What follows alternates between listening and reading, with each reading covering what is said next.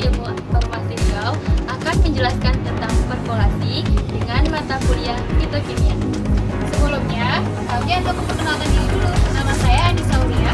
Saya Rizkalia.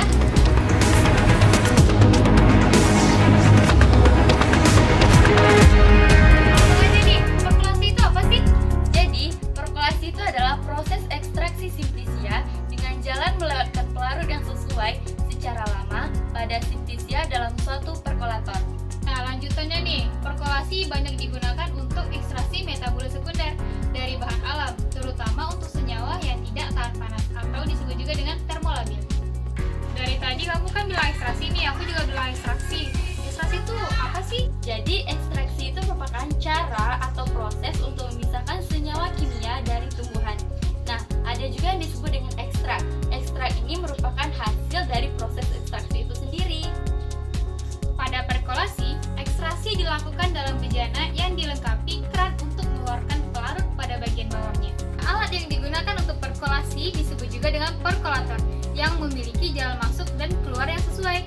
Nah, perkolator ini berbentuk silindris atau kerucut. Tanpa ekstraksi dialirkan secara kontinu dari atas, akan mengalir turun secara lambat melintasi simplisia yang umumnya berupa serbuk kasar. Yaitu prinsip dari perkolasi.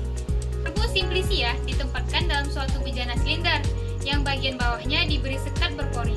Cairan penyari dialirkan dari atas ke bawah melalui serbuk tersebut. Cairan penyari akan melarutkan zat aktif sel-sel yang dilalui sampai mencapai keadaan jenuh. Gerak ke bawah disebabkan oleh kekuatan gaya beratnya sendiri dan cairan di atasnya, dikurangi dengan gaya kapiler yang cenderung untuk menahan.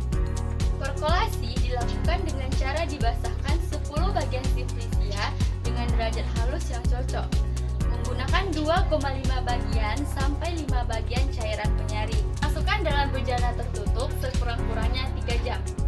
Massa dipindahkan sedikit demi sedikit ke dalam perkolator. Ditambahkan cairan penyari. Perkolator dibiarkan tertutup selama 24 jam. Kemudian keran dibuka dengan kecepatan 1 mili per menit. Kemudian filtrat dipindahkan ke dalam bejana, ditutup, dan dibiarkan selama 2 hari pada tempat terlindung dari cahaya.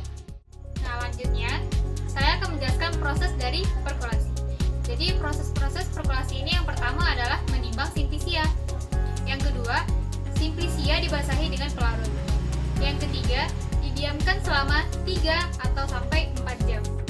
Yang keempat, bagian bawah bejana diberi sekat, berpori atau diberi kapas untuk menahan serbuk.